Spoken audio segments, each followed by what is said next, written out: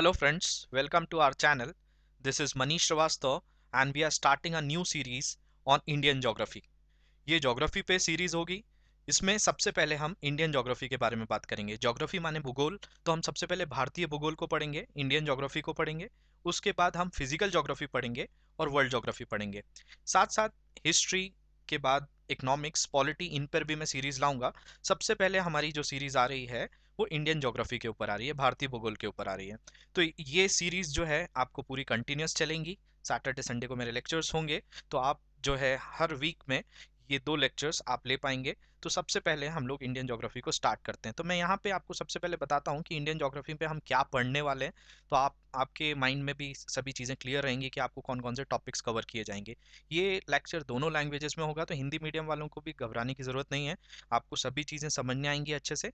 बस आपको लेक्चर अच्छे से देखना है। साथ में आपको एटलस को लेकर बैठना है। एटलस होगा तो आप बहुत अच्छे से समझ पाएंगे। वैसे मैंने पूरी कोशिश की है कि आपको मैप के थ्रू यहीं पे समझाया जाए, लेकिन अगर आप एटलीस्ट घर पे लेके रखेंगे तो आपको काफ़ी अच्छे से और भी समझ में आएगा। साथ साथ इसके आप हैंड रिटन नोट्स भी घर में ही क्रिएट करते रहेंगे। तो ये 2 चीज़ें आप याद रखें तो आपके लिए लेक्चर बहुत अच्छा होगा और आपको एग्जाम्स में भारतीय भूगोल से सबसे ज़्यादा प्रश्न बन पाएंगे अगर आप ये लेक्चर्स अच्छे से देखेंगे। तो सभी चीज़ें यहाँ पे कवर हो जाएंगी बहुत अच्छे से, सब चीज़ें आपको समझने भी आएंगी। तो मैं सबसे पहले आपको सिलेबस डिस्कस कर लेता हूँ कि हम लोग क्या पढ़ने वाले हैं। तो सिलेबस की बात की जाए तो यहाँ पर ये आपको भारतीय भूगोल का सिलेबस दिख रहा होगा, इंडियन ज्योग्राफी का सिलेबस दिख रहा होगा। इसमें मैंने सभी टॉपिक्स बताए हैं, जिसमें सबसे पहला अगर आप टॉपिक देख पा रहे हो तो जनरल इंट्रोडक्शन ऑफ इंडिया। हम लोग भारतीय जो भूगोल है उसके बारे में कुछ सामान्य जानकारियां हैं, उनको यहाँ पर हम देखेंगे कि भाई भारत का क्षेत्रफल कितना है, एरिया कितना है, जनसंख्या कितनी है, यहाँ पे किस तरह का जो है सीमांत कैसी हैं, सीमा कौन सी छूती है, अंतर्राष्ट्रीय सीमा कैसी है, अक्षांश रेखाएं, देशांतर रेखाएं, कौन कौन से देशों में हमारी जो है स्थिति कहाँ पर आती है, हम जनसंख्या के हिसाब से कहाँ पर आते हैं, हमारी जो है जल सीमा कितनी है, थल सीमा कितनी है। तो ये सभी जो सामान्य जानकारियां हैं जनरल इंट्रोडक्शन ऑफ इंडिया के चैप्टर में होगी। यहाँ पे सिलेबस में जो भी मैंने पॉइंट्स लिखे हुए हैं, हो सकता है कि वो एक पर्टिकुलर चीज़ 2 से 3 लेक्चर में कवर हो, लेकिन मैं सभी चीज़ें आपको बहुत अच्छे से बताऊंगा। आपको बस इसको नोट करते जाना है। दूसरी चीज़ है फिजियोग्राफिकल डिवीजन ऑफ इंडिया, जिसको भूगोलिक संरचना कहा जाता है। तो भारत की भूगोलिक संरचना कैसे है, यहाँ पे पहाड़ क्या हैं, पठार कैसे हैं, मैदान कैसे हैं, प्लेट्यू, प्लेन्स, माउंटेन्स, ये सभी चीज़ों को हम लोग फिजियोग्राफिकल डिवीजन के अंदर पढ़ेंगे कि हमारे द्वीप कितने हैं, आइलैंड्स जिनको कहा जाता है, कोस्टल प्लेन्स कितने हैं जिनको तटीय प्रदेश कहा जाता है। इन सब चीज़ों को हम लोग भूगोलिक संरचना फिजिकल डिवीजन ऑफ इंडिया में पढ़ेंगे।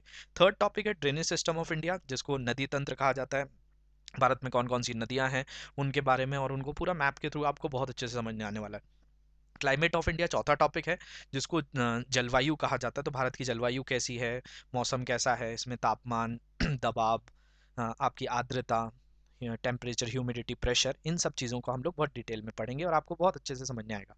फिर इसके बाद सॉइल्स ऑफ इंडिया, भारत की मिट्टी जो मृदा कहा जाता है कि 8 प्रकार की मिट्टी होती है भारत में, लाल मिट्टी, काली मिट्टी, जलोढ़ मिट्टी, इन सब चीज़ों के बारे में हम लोग बहुत अच्छे से कवर करेंगे।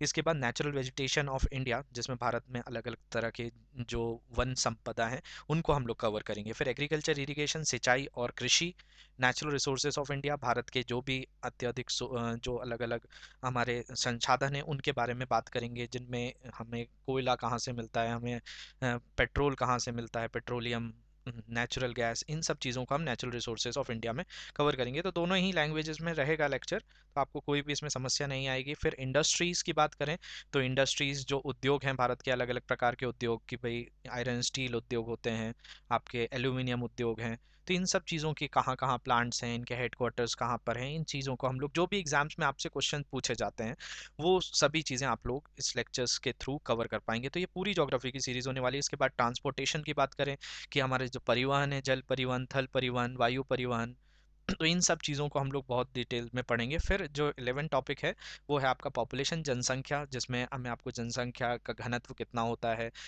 आपका सेक्स रेशो जिसको लिंग अनुपात कहा जाता है, लिटरेसी रेट साक्षरता दर। तो पॉपुलेशन में भारत की जो जनगणना 2011 के अनुसार जो हमें अलग अलग डेटा है हमारे पास, उन सब चीज़ों को हम लोग यहाँ डिस्कस करेंगे। उसके बाद मिसलेनियस का है आपका करंट अफेयर्स वगैरह का जो भी पार्ट रह जाएगा इंडियन ज्योग्राफी में, जो अभी विशेष मुद्दे चल रहे हैं, जैसे भारत चीन के बीच में अभी जो सीमा विवाद चल रहा है, भारत नेपाल के बीच में कालाकुंड वाला।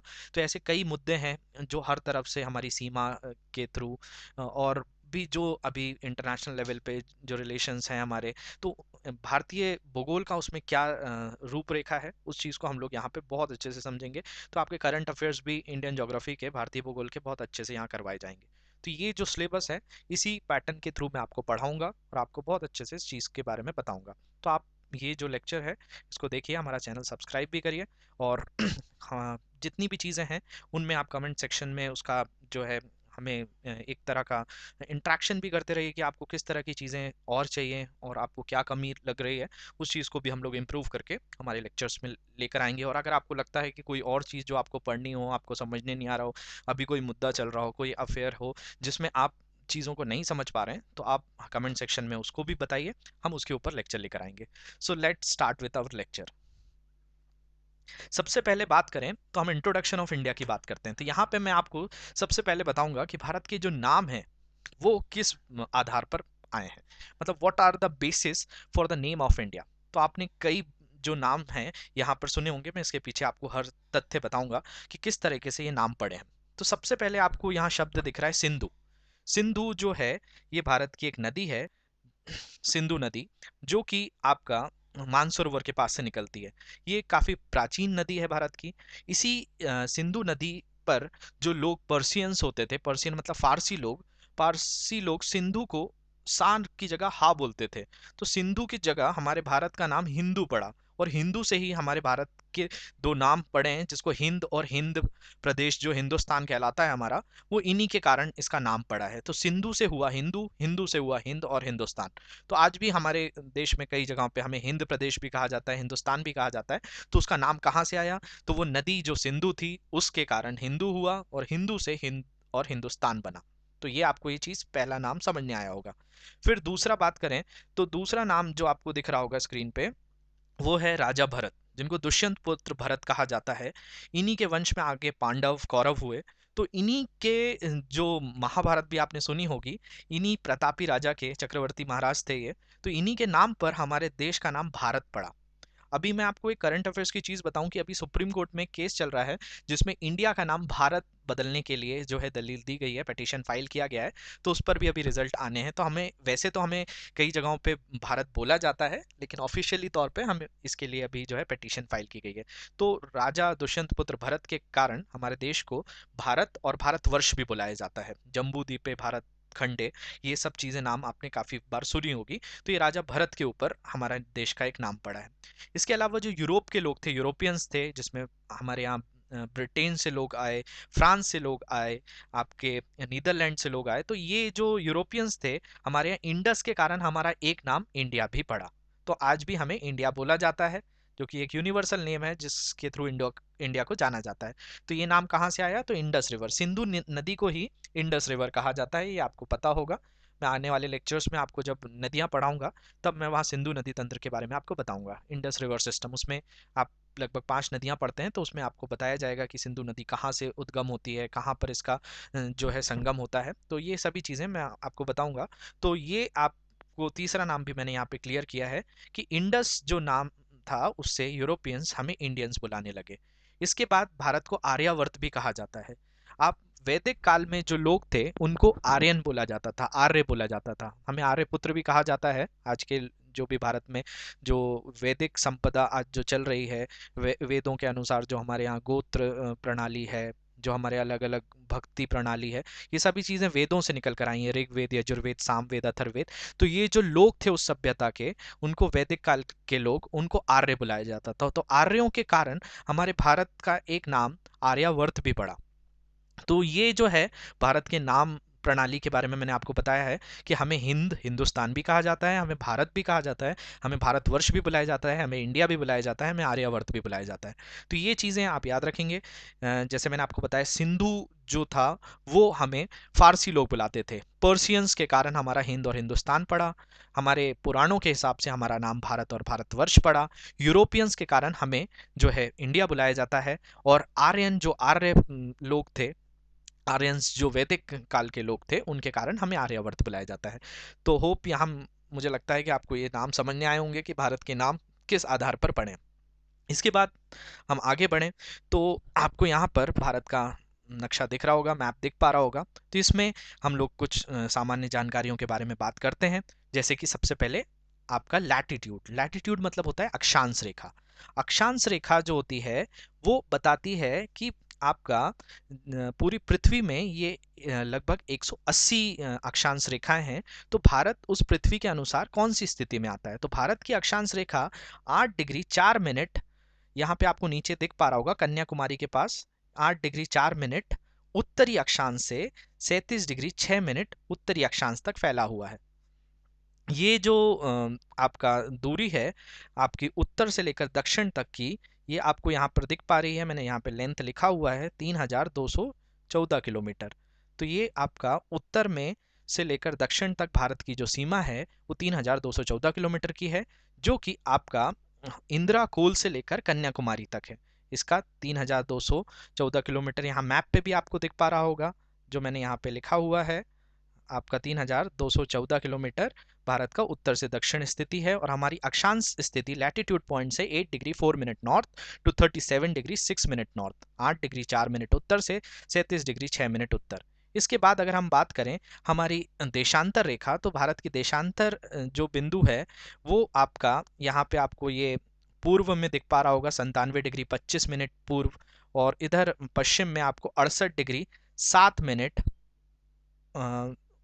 पूर्वी देशांतर दिख पा रहा होगा। तो ये भारत की स्थिति है, ये चारों स्थितियां आपको देख पा रही होंगी। तो हमारी देशांतर रेखा शुरू होती है 68 डिग्री 7 मिनट पूर्व से 97 डिग्री 25 मिनट पूर्व तक। Longitude points are 68 degree 7 minute east to 97 degree 25 minute east. तो ये जो है भारत की अक्षांश और देशांतर स्थिति आप बहुत अच्छे से याद रखेंगे, क्योंकि एग्जाम में ये बहुत बार पूछा गया है। तो यहाँ से आपको बहुत आसानी से जो है आप मार्क्स स्कोर कर सकते हैं। तो ये दो चीज़ें आप नहीं भूलेंगे कि भारत की अक्षांश स्थिति क्या है और भारत की देशांतर स्थिति क्या है। वैसे अगर आपसे एग्जाम में पूछा जाए कि ये जो है भारत का मुख्य जो मेन लैंड जिसको कहा जाता है, उसके हिसाब से 8 डिग्री 4 मिनट से शुरू होता है। मेन लैंड का मतलब ये भारत का जो नक्शा दिख रहा है आपको, जिसमें जितने भी हमारे सीमांत जो राज्य हैं उनके हिसाब से हम 8 डिग्री 4 मिनट से शुरू होते हैं। लेकिन आप यहाँ पर अगर देख पाएँ आपका बंगाल की खाड़ी, बे ऑफ बंगाल में, तो यहाँ पे आपको अंडमान निकोबार दिखेगा। इस अंडमान निकोबार के पास आप स्क्रीन में यहाँ पे आखिरी में देखेंगे तो आपको 6 डिग्री 45 मिनट पूर्वी देशांतर दिखेगा। ये जो है 6 डिग्री 45 मिनट उत्तरी अक्षांश रेखा है, जो कि आपका इंदिरा पॉइंट कहलाता है, जो निकोबार द्वीप से शुरू हो जाता है। तो हमारे भारत की द्वीप के अनुसार जो स्थिति शुरू होती है वो 6 डिग्री 45 मिनट उत्तरी अक्षांश से शुरू होती है। और अगर हम विशेष भूमि की बात करें, जो मुख्य भूमि हमारी मुख्य धारा है, वो 8 डिग्री 4 मिनट उत्तरी अक्षांश से शुरू होती है। तो ये दोनों चीज़ आप याद रखें कि हमारे मेनलैंड का पार्ट जो है वो 8 डिग्री 4 मिनट से शुरू होगा, और आइलैंड मतलब द्वीप का भाग 6 डिग्री 45 मिनट उत्तरी अक्षांश से शुरू होगा। ये दो चीज़ों में आपको कंफ्यूज नहीं होना है। इसके अलावा जो उत्तर से दक्षिण की हमारी दूरी है वो 3214 किलोमीटर है, और पूर्व से पश्चिम ईस्ट वेस्ट 2933 किलोमीटर, 2933 किलोमीटर है, जो कि आपको यहाँ पे भी स्क्रीन पे भी दिख पा रही होगी भारत के नक्शे के अंदर, 2933 किलोमीटर। तो यहाँ पे आपको ये दो चीज़ें समझ में आई कि भारत की अक्षांश रेखा 8 डिग्री 4 मिनट से शुरू होकर 37 डिग्री 6 मिनट तक है, और आपकी देशांतर रेखा 68 डिग्री 7 मिनट पूर्वी देशांतर से 97 डिग्री 25 मिनट पूर्वी देशांतर तक है। हमारे उत्तर से दक्षिण की दूरी 3214 किलोमीटर, पूर्व से पश्चिम की दूरी 2009 से 933 किलोमीटर। ये चार चीज़ें यहाँ पे समझ में आ गई होंगी। इसके बाद हम बात करें भारत का क्षेत्रफल। तो क्षेत्रफल जो है भारत का 3287263 स्क्वायर किलोमीटर है।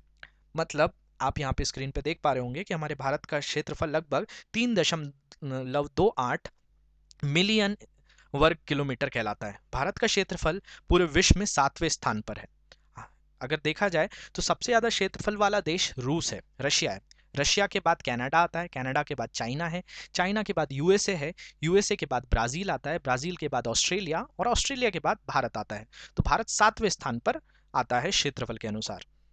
अगर हम दूसरी बात करें जनसंख्या के अनुसार, तो भारत की जनसंख्या 2011 की जनगणना के अनुसार 1.21 बिलियन मतलब 121 करोड़ है। बिलियन मतलब होता है 100 करोड़। तो आप 1.2 आंक को 100 से गुणा करेंगे तो आपको 121 मिल जाएगा। तो भारत की जो स्थिति है जनसंख्या के अनुसार वो दूसरे स्थान पर है। चीन हमसे आगे है, चाइना की पॉपुलेशन हमसे ज़्यादा है जो कि 19.5% है पूरे विश्व की, और भारत की अगर देखा जाए तो 17.4% जो लोग हैं पूरे विश्व में वो भारतीय हैं। तो यहाँ से मुझे लगता है भारत की आपको जो सामान्य जानकारियाँ हैं वो समझ आ रही होंगी। आप जो भी मैं चीज़ें बता रहा हूँ आपको बहुत अच्छे से उसको नोट करते जाइए, जिससे आपको लेक्चर की पूरी क्लैरिटी होती जाए। और जो भी चीज़ें हैं कि आप जो मुझे बताएंगे कमेंट सेक्शन में कि उत्तर की तरफ जो 37 डिग्री 6 मिनट है वहाँ पर कौन सा जो अभी राज्य या केंद्र शासित प्रदेश, और दक्षिण में कौन सा केंद्र शासित प्रदेश या आपका राज्य आता है उसका नाम लिखकर आप कमेंट सेक्शन में बताइए। इसके बाद आगे बढ़ें तो मैं आपको दक्षिणतम हिस्सा, उत्तर का सबसे आखिरी हिस्सा, और पूर्व और पश्चिम के जो आखिरी हिस्से हैं जिनको एक्सट्रीम पॉइंट्स बोले जाते हैं कि भारत कहाँ से शुरू होता है कहाँ खत्म होता है, ये तो देशांतर और अक्षांश के हिसाब से आपने देखा, लेकिन उनके कुछ नाम भी हैं। तो उन नाम के हिसाब से हम लोग यहाँ पर देखते हैं। तो आपको दिख पा रहा होगा कि उत्तर की तरफ जो हिस्सा है जिसको कहा जाता है इंदिरा कोल, इंदिरा कोल जो है सियाचिन ग्लेशियर जो है लेह जिले के अंदर आता है, और ये अब लद्दाख केंद्र शासित प्रदेश बना दिया गया है। पहले ये जम्मू और कश्मीर कहलाता था, लेकिन आपको पता होगा कि अगस्त में जब से 370 धारा को हटा दिया गया है तो पूरा जम्मू कश्मीर को दो भागों में बांट दिया गया है। जम्मू कश्मीर एक केंद्र शासित प्रदेश बना दिया गया है और दूसरा लद्दाख बना दिया गया है। तो इंदिरा कोल सियाचिन ग्लेशियर अब लेह के अंदर आता है, मतलब लद्दाख का ये हिस्सा है। ये उत्तरतम जो भारत का सबसे पहला पॉइंट है, मतलब northern most point of India जो है वो इंदिरा कोल है जो आप देख पा रहे हैं। ऐसे ही दक्षिणतम हिस्सा जो मैंने अभी आपको मैप पे भी बताया था थोड़ी देर पहले कि इंदिरा पॉइंट है, इंदिरा पॉइंट निकोबार आइलैंड जो है उसमें आता है। जैसे कि आप मैप पे देख पाएंगे तो यहाँ पर ये जो हिस्सा है एकदम, इसको बोला जाता है इंदिरा कोल, और ये जो सबसे नीचे वाला हिस्सा है इसको बोला जाता है इंदिरा पॉइंट। इसके बाद अगर हम बात करें आपका पूर्वी हिस्सा, पूर्वी हिस्सा जो अरुणाचल प्रदेश में आता है उसको बोला जाता है किबीटू, किबीटू अरुणाचल प्रदेश में है। और अगर ये पूर्वी हिस्सा है पूर्वतम, और अगर हम पश्चिम में बात करें तो पश्चिम में आता है गुहर मोती सर क्रीक, ये कच्छ गुजरात में है। तो ये भारत के जो हैं चारों दिशाओं में जो एकदम आपके एक्सट्रीम पॉइंट्स हैं उनको यहाँ पर बोला गया है। तो आपको यहाँ मैप पे भी बता पाऊँ, ये ऊपर की तरफ जो आप देख पा रहे हैं ये आपका इंदिरा कोल है। ये दक्षिण में अगर देखा जाए तो ये इंदिरा पॉइंट है।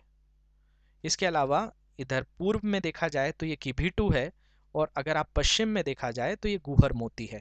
ये प्रश्न भी कई बार एग्जाम में आया हुआ है, यहाँ मैंने आपको अच्छे से बताने की कोशिश की हुई है, तो ये पॉइंट भी आप नोट करेंगे बहुत अच्छे से। तो यहाँ पर हम बात कर रहे हैं कि हमारे भारत के जो चारों ही कोने हैं उनके नाम क्या हैं। तो ऊपर इंदिरा कोल, नीचे इंदिरा पॉइंट, इधर पूर्व में किबीटू और पश्चिम में गुहर मोती। यहाँ पे मैंने एक पॉइंट लिखा हुआ है, आप नोट में भी डालकर लिखें यहाँ पे कि हमारे दक्षिणतम जो हमारे मुख्य भूमि का भाग है वो कन्याकुमारी है, लेकिन उस हिसाब से देखा जाए कि हमारे द्वीप के अनुसार इंदिरा पॉइंट है। तो हमारा कन्याकुमारी, और जिसको केप कैमोरिन भी कहा जाता है, उसको ना भूलें कि वो भारत की मुख्य भूमि का सबसे दक्षिणतम हिस्सा है। तो मुझे लगता है आपको ये चीज़ यहाँ पर समझ में आई होगी कि हमारे भारत के जो चारों कोने हैं उनके नाम क्या हैं, तो ये आप नहीं भूलेंगे। इसके बाद अगर हम बात करें कि हमारी अंतर्राष्ट्रीय सीमा जिसको इंटरनेशनल बाउंड्री कही जाती है, तो हमारे भारत के पास दोनों प्रकार की अंतर्राष्ट्रीय सीमा है। हमारे पास थल सीमा भी है, हमारे पास जल सीमा भी है। Means we have land boundary as well as water boundary. तो अगर हम बात करें कि भाई थल सीमा की, तो भारत के पास 15,200 किलोमीटर की थल सीमा है, जिसमें हम पाकिस्तान, चीन, अफगानिस्तान, नेपाल, भूटान, म्यांमार इन सब देशों को छूते हैं। तो ये सब देशों को छूने वाली सीमा हमारी 15,200 किलोमीटर की होती है। जैसे कि आप ऊपर देख पा रहे हैं तो इस तरफ जो है पाकिस्तान है, ये इस तरफ अफगानिस्तान है, इस तरफ आपका चीन है, ये यहाँ पे आपका नेपाल आता है, फिर इस तरफ आपका भूटान है, और एकदम पूर्वी हिस्से में आपका अरुणाचल प्रदेश है। तो इन सब जो हिस्से हैं इनको हमारे भारत के अलग अलग राज्य छूते हैं, जैसे कि गुजरात, राजस्थान, पंजाब। अब जम्मू कश्मीर और लद्दाख जो है वो केंद्र शासित प्रदेश हो गए हैं, तो अब राज्य नहीं कहे जाते हैं इनको, लेकिन ये भी अंतर्राष्ट्रीय सीमा पर आते हैं। इसके बाद हमारा आपका हिमाचल प्रदेश है, उत्तराखंड है, उत्तर प्रदेश है, बिहार है, सिक्किम है, अरुणाचल प्रदेश है, असम है, नागालैंड है, मणिपुर है, आपका मेघालय है और पश्चिम बंगाल है। तो ये सभी जो राज्य हैं वो हमारी अंतर्राष्ट्रीय सीमा को छूते हैं। बांग्लादेश के साथ हमारी अलग अलग प्रकार की सीमा है, तो वो मैं आपको आगे वाले लेक्चर्स में बताऊंगा कि कौन कौन से देशों के साथ हमारी कितनी सीमा है। तो भारत की जो है वो 15,200 किलोमीटर की है। और अगर हम जल सीमा की बात करें, जिसको वाटर बाउंड्री कहा जाता है, कोस्ट लाइन जो है कि तटीय सीमा कितनी है भारत के पास, तो 7,516.6 किलोमीटर की है।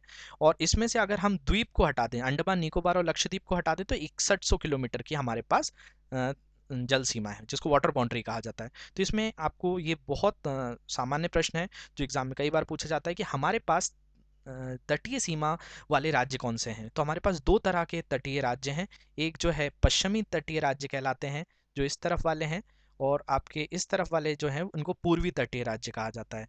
आपका जो अरब सागर को छूते हैं राज्य, उनको पश्चिमी तटीय राज्य कहा जाता है, वेस्टर्न कोस्टल स्टेट्स कहा जाता है। और जो आपकी बंगाल की खाड़ी को छूते हैं उनको आप पूर्वी तटीय राज्य कहा जाता है। जिसमें अगर मैं आपको बताऊं तो भारत के 9 राज्य ऐसे हैं जो आपके तटीय सीमा पर आते हैं। पश्चिमी तटीय में आपका गुजरात देख पा रहे होंगे आप, महाराष्ट्र, गोवा, कर्नाटका और केरला, ये सभी राज्य हमारे जो हैं वो आपके पश्चिमी तटीय राज्य हैं, वेस्टर्न कोस्टल बाउंड्री हैं जो अरब सागर को छूते हैं। और पूर्वी तट में अगर देखा जाए तो पश्चिम बंगाल, उड़ीसा, आंध्र प्रदेश और तमिलनाडु, इन सब राज्यों जो हैं वो आपके पूर्वी तट पे आते हैं। तो हमारे भारत के 9 राज्य ऐसे हैं जो तटीय सीमा को छूते हैं, और बाकी 16 राज्य ऐसे हैं जो अंतर्राष्ट्रीय थल सीमा को छूते हैं, जो मैं अगले लेक्चर में आपको बहुत अच्छे से बताऊंगा कि कौन कौन से जो हैं राज्य हमारे थल सीमा पर आते हैं। लेकिन इसमें एक चीज़ आपको मैं बताऊं, ये प्रश्न भी कई बार पूछा गया एग्जाम में, कि भारत के ऐसे कौन से राज्य हैं जिनके पास दोनों प्रकार की सीमा है। तो ये आप नहीं भूलेंगे कि भारत के 2 ऐसे राज्य हैं जिनके पास दोनों प्रकार की सीमा है, एक है गुजरात और एक है पश्चिम बंगाल। गुजरात पाकिस्तान को भी छूता है, अरब सागर को भी छूता है। पश्चिम बंगाल जो है वो बांग्लादेश को भी छूता है और बंगाल की खाड़ी को भी छूता है। इसके अलावा ये प्रश्न भी आपसे बहुत बार पूछा गया है कि भारत का कौन सा ऐसा तटीय राज्य है जिसके पास सबसे ज़्यादा तटीय सीमा है। तो यहाँ पर आपको दिख रहा होगा लॉन्गेस्ट कोस्ट लाइन जो है वो गुजरात के पास है। तो Gujarat have the longest coast line, Gujarat ऐसा राज्य है भारत का जिसके पास सबसे ज़्यादा तटीय सीमा है। तो ये चीज़ आप ना भूलें, यहाँ पे मैंने जो बताई है आपको। तो ये इंटरनेशनल बाउंड्री ऑफ इंडिया है, भारत की जो अंतर्राष्ट्रीय सीमा है उसमें कितने किलोमीटर जो आते हैं, इस चीज़ को मैंने यहाँ पे कवर किया है। मुझे लगता है आपको यहाँ पर लेक्चर समझने आया होगा। तो इस लेक्चर के लिए काफ़ी है ये, और हम लोग नेक्स्ट लेक्चर में इसके आगे की चीज़ लेकर आएंगे। तो मैं आपको फिर से बोलूँगा, इस लेक्चर को अच्छे से देखिए और अच्छे से इसके नोट्स बनाइए कि आपको हर चीज़ जो है एग्ज़ाम में अच्छे से आप स्कोर कर पाएँ। तो इस लेक्चर की हेल्प से आप ज्योग्राफी की पूरी सीरीज़ कवर कर पाएंगे। ज्योग्राफी की सीरीज़ के बाद मैं दूसरे सब्जेक्ट्स भी कवर करूँगा, तो घबराने की ज़रूरत नहीं है। आपके सभी सब्जेक्ट यहाँ से बहुत अच्छे से हो पाएंगे, आप घर बैठे बैठे बहुत अच्छे से सभी चीज़ों को कवर कर पाएंगे। तो अगर आपको कोई भी दिक्कत आ रही है आप कमेंट सेक्शन में लिखकर बताएं। अगर आपको वीडियो अच्छा भी लग रहा है तो भी हमें कमेंट सेक्शन में जो है आकर बताएं। तो this is Manish Shrivastava ending this lecture. Hope you like this lecture. Thank you very much.